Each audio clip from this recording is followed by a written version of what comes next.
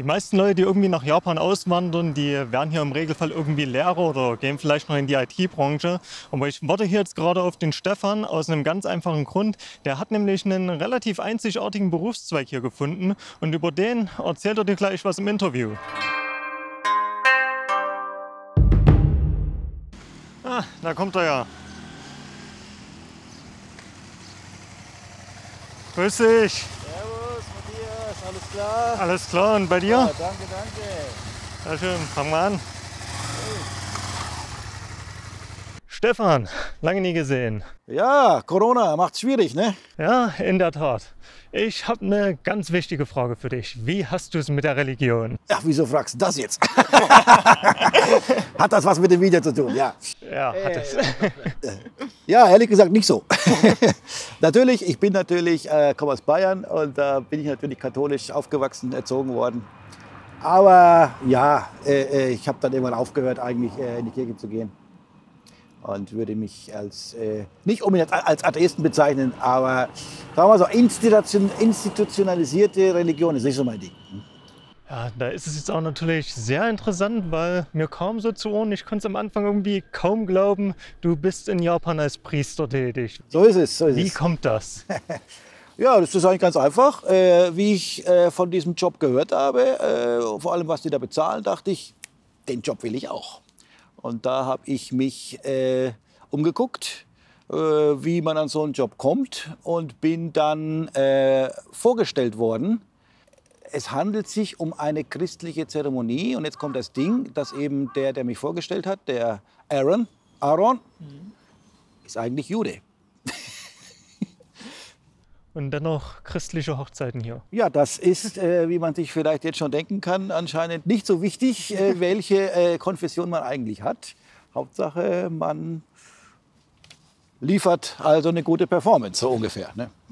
Prinzipiell würde ich sagen, die Japaner sind eher unreligiös. Ne?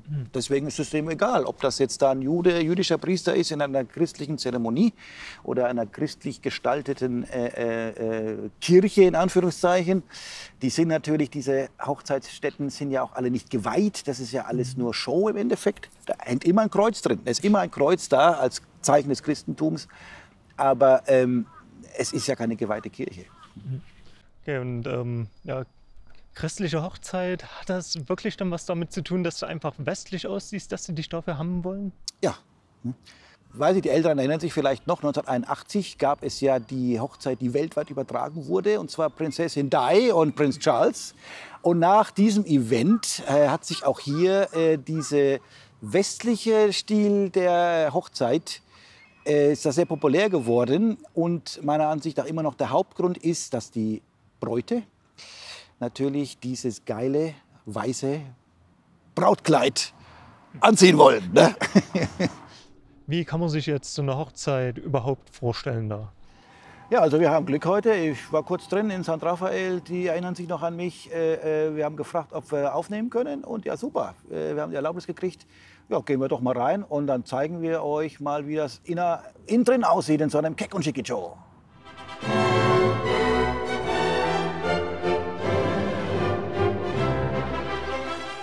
So, wir sind hier quasi am Eingang von San Rafael. Hier würden also die Gäste reinkommen. Und was die Gäste eigentlich immer zuerst zu sehen bekommen, ist hier das sogenannte Welcome Board. Das gibt es eigentlich immer. Das ist hier natürlich jetzt nur zur Schau, weil es ist ja schon ein bisschen alt, von 2018. Sieht sehr professionell aus. Normalerweise wird das also oft von Gästen per Hand gemacht. Da lassen sich meistens immer irgendwelche Freunde, Freundinnen was Kreatives einfallen. Es sieht eigentlich oft vollkommen anders aus. Zum Beispiel ein Baseball-Fan haben natürlich dann irgendwas mit Baseball als Thema zum Beispiel. Da ist der Kreativität freien Lauf gesetzt. Die Gäste würden dann also hier weitergehen, hier reinkommen. Natürlich steht hier Staff rum, die die Leute natürlich begrüßen und weiterleiten. Bis hier zum Warteraum. Hier würden sich die Gäste aufhalten, bis die Hochzeit losgeht. Normalerweise kommen die auch gut eine Stunde vorher. Ne? Was ich hier noch kurz erklären wollte, war, das heißt hier Bridal Salon. Dieser Raum dient ausschließlich zu dem Verkauf von Hochzeiten. Das heißt, brautwillige Paare, heiratswillige Paare, zukünftige Brautpaare können hier einen Termin machen. Dann werden sie den sogenannten Weddingplaner, Weddingplanerin, oft sind es Frauen, treffen, die meistens auch von einer anderen Firma kommen. Dann können die sich hier natürlich alles genau angucken, in die Kirche reingehen oder in die Chapel reingehen oder hier auch Video angucken und dort gibt es ein Verkaufsgespräch und natürlich, wenn alles gut läuft, wird dann auch gleich der Vertrag unterschrieben. Ist ja auch alles nicht so billig. Und der Weddingplaner übernimmt die gesamte Planung. Das heißt auch die Einladungskarten verschicken und so weiter und so weiter. Das ist alles, was der Weddingplaner macht. Das Brautpaar macht eigentlich wenig, außer gut auszusehen und zu kommen natürlich. Was es auch noch gibt, ist eine sogenannte Bridal Fair, habe ich auch schon ein paar Mal gemacht. Das ist ein spezieller Event, auch zum Verkauf gedacht, meistens an einem Wochenende, Samstag oder Sonntag. Das ist sozusagen eine komplette Hochzeit in der Kapelle mit Priester, mit den Musikern und meistens eben Models sind das normalerweise, ein Braut und Bräutigam. Dann wird die gesamte Hochzeit einmal durchgespielt. Auf den Bänken dann unten sitzen dann nur Paare, die sich das halt mal angucken wollen, wo natürlich verkauft wird, danach sofort versucht wird, auch die Hochzeiten zu verkaufen natürlich. Das ist so eine Bridal Fair, das ist so ein Verkaufsevent, kann man sagen. Ich erkläre mal ganz kurz, wie das abgelaufen ist. Ihr müsst euch jetzt vorstellen, dass ich hier in meiner Priesterrobe, in meinem Outfit hier stehe. Ich stehe hier vor dem Portal. Rechts stehen die Sänger. Hinter diesem Vorhang verstecken sich noch Braut und Bräutigam und der Vater.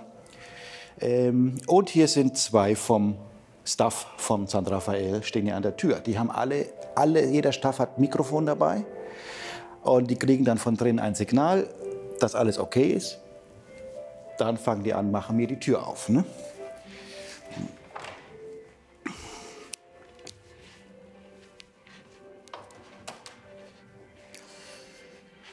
Dann kommt mein Priesterauftritt. Ich gehe rein bis zum roten Teppich, verbeuge mich und laufe gemächlich die sogenannte Virgin Road entlang. Links und rechts sitzen natürlich jetzt schon die Gäste und gehe hoch zu meinem Altar.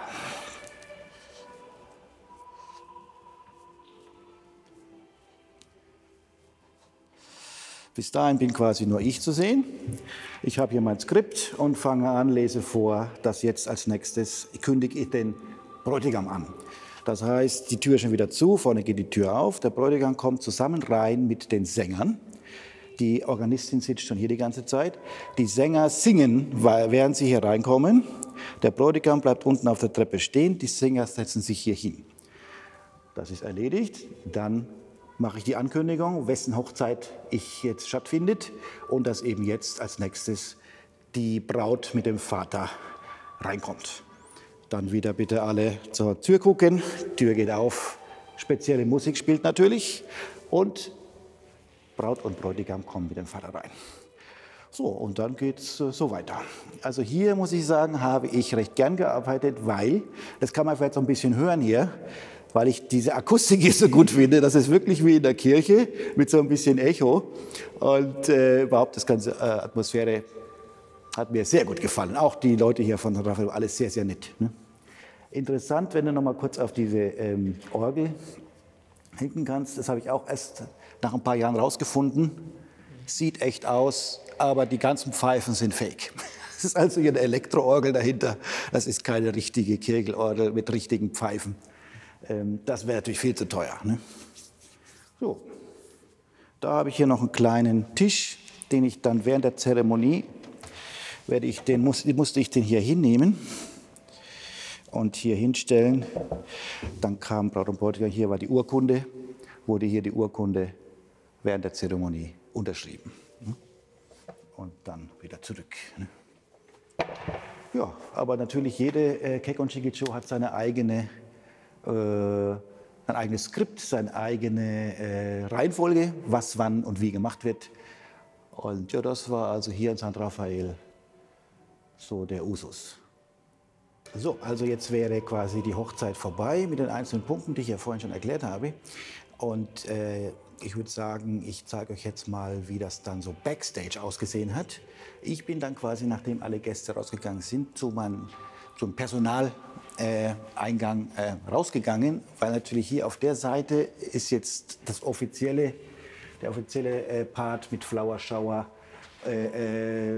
Draußen findet was statt und so weiter. Da wird der Bokushi nicht mehr gebraucht und gehe quasi hier erstmal durch den Personalausgang raus.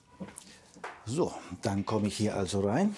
Hier kann man sehen, hier ist quasi die Soundtechnik und die ganze Beleuchtung wird hier geregelt für die Kapelle innen drin. Dann ist hier quasi die Area rechts von dem Anfangsteil, wo also hier die Kapelle ist. Hier hat das Brautpaar immer gewartet, bevor es losgeht. Ich bin, wie gesagt, zuerst reingegangen. Hier haben wir dann erstmal 2 Toiletten, eigentlich auch für Braut, Bräutigam oder Vater, Mutter gedacht. So, und das ist hier quasi der Backstage-Bereich. Hier müsste ich jetzt meine Schuhe ausziehen, mache ich auch nicht, wir bleiben hier. Hier warte ich normalerweise immer, bis Braut und Bräutigam fertig sind. Hier gibt es auch noch eine extra Toilette, weil, wie gesagt, man hier die Schuhe ausziehen muss. Falls die Braut noch mal kurz vorher auf Klo muss, dann kann sie ja ganz schnell hin, ohne sich ihre hochhackigen Schuhe anziehen zu müssen. Dann haben wir hier 1, 2, 3 Umkleidezimmer. Dort halten sich die Brautpaare auf, bis kurz vor es losgeht. Warum gibt es 3? Und zwar, weil hier kann man das so gestalten, dass man zum Beispiel vormittags 3 Hochzeiten im Stundenrhythmus abhalten kann. Das heißt zum Beispiel 10, 11 und 12 Uhr. Deswegen braucht man 3 Ankleidezimmer. Das führt unter Umständen zu Konflikten mit den Priestern, weil aufgrund dieser Reihenfolge es für denselben Priester nicht möglich ist, die Nachfolgen der Hochzeit zu halten. Weil während wir quasi, also die Hochzeit ist hier zu Ende und wir gehen sofort rein mit der nächsten Gruppe und machen die Probe. Während er mit der quasi darauf folgenden Hochzeit schon das Counseling macht. Und das ist also so ein Zeitkonflikt. Und deswegen hat man hier 3 Ankleidezimmer.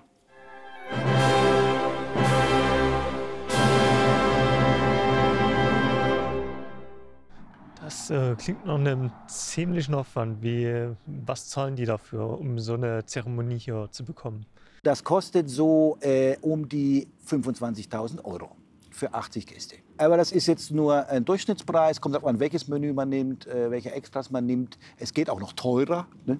Bevor jetzt alle irgendwie einen Schock kriegen, ich muss auch gleich dazu sagen, es ist Tradition, dass jeder Gast ein Geldgeschenk mitbringt. Der Durchschnittsbetrag ist 30.000 Yen. Das sind ungefähr 300 €. Ne? Das ist normal. Wenn du aber, je nachdem, in welchem Verhältnis du zu dem Brautpaar stehst, enge Verwandte zahlen mehr.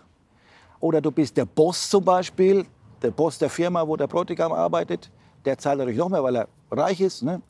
Und so ein Studentenbeitrag oder so, ne, wäre vielleicht, also mindestens 10.000. Ein Huni muss man da ablösen. Also es kommt auch ein bisschen Geld rein, muss man dazu sagen. Ne? Hast du noch was jetzt brennend auf dem Herzen liegt, was du zu diesem Job, zu den Hochzeiten in Japan allgemein erzählen willst? Ich mache es ja, wie gesagt, schon über 10 Jahre. Und ich weiß zum Beispiel, weil ich war jetzt schon mal so 3, 4 Mal bei Freunden von mir auch eingeladen für danach, also für diese 2 Stunden im Bankett. Und da muss ich sagen, das ist kein Spaß für Braut und Bräutigam. Es geht an diesem Tag nicht um Braut und Bräutigam, es ist ein Tag für die Familie. Ich war bei einer Freundin auf einer Hochzeit, die hatte 5 Events an dem Tag. Das heißt, erst war das Offizielle mit der Zeremonie in der Kirche und dem Essen, da waren nur Verwandte da und vielleicht noch der Boss oder so von der Firma. Danach gab es noch eine zweite Party, die ein bisschen entspannter war. Und weil das Brautpaar so viel zu tun hatte, es gab so bestimmt so 6, 7 Gänge Menü war das, die konnten die 2 Stunden lang nichts essen, weil sie keine Zeit hatten. Die haben nur ab und zu mal ein Bier getrunken, dann muss das gemacht werden, dann muss das und das gemacht. Ne? Und dann so, okay, MC sagt, okay, jetzt müssen wir aber zusammenpacken und so. Und dann haben sie echt so gerade so, alle stehen auf und gehen und sich ganz schnell singen. Aber schnell was reingeschaufelt, verstehst du? Weil es war ja auch echt geiles Zeug. Ne? Aber so kann man sich das vorstellen. Also Braut und Bräutigam haben echt immer was zu tun. Und es ist nicht wie bei uns, dass den ganzen Tag gefeiert wird und alles ist ein bisschen lockerer. Und gerade das Braut und Bräutigam können auch viel Spaß haben, können sich mit ihm unterhalten, bla bla. Nee, das ist hier alles sehr formell und durchorganisiert und voller, wie sagt man da, zeremoniellen Dingen, die gemacht werden müssen. Ja. Eine Sache muss ich auch dazu sagen, es ist natürlich so, es geht nur um eine Art Feier zu haben. Alle Leute, die ich vor mir habe, sind natürlich standesamtlich schon alle verheiratet. Manchmal auch Jahre vorher. Ne? Sehr tiefe Einblicke in einen doch eher ungewöhnlichen Berufszweig hier. Also ich habe nie damit gerechnet, dass es sowas gibt. Ich danke dir auf jeden Fall für das Gespräch erstmal. So, nichts zu danken. Immer wieder eine Freude mit dir. Ja. Wetter passt auch heute. Prima. Ja, trotz Regenzeit aktuell. Ja, und wenn ihr natürlich, ich bin ja wie gesagt schon 15 Jahre hier, irgendwelche besonderen Themen habt, über die ich vielleicht erzählen soll, irgendwelche Ideen habt, packt es rein in die Comments und dann gucken wir zweimal, ob wir das realisieren können. Genau, und wenn du noch mehr über Japan wissen willst, dann findest du hier jetzt noch am Rand ein paar Videos eingeblendet. Mehr Informationen gibt es wie immer unter dem Like-Button. Da erfährst du auch, wie du mich und mein Projekt unterstützen kannst. Und ein Teil von dem Geld wird im Bier für Stefan investiert. Und ich bedanke mich damit wie immer fürs Zuschauen und sage ciao und bis zum nächsten Mal. Und abonnieren!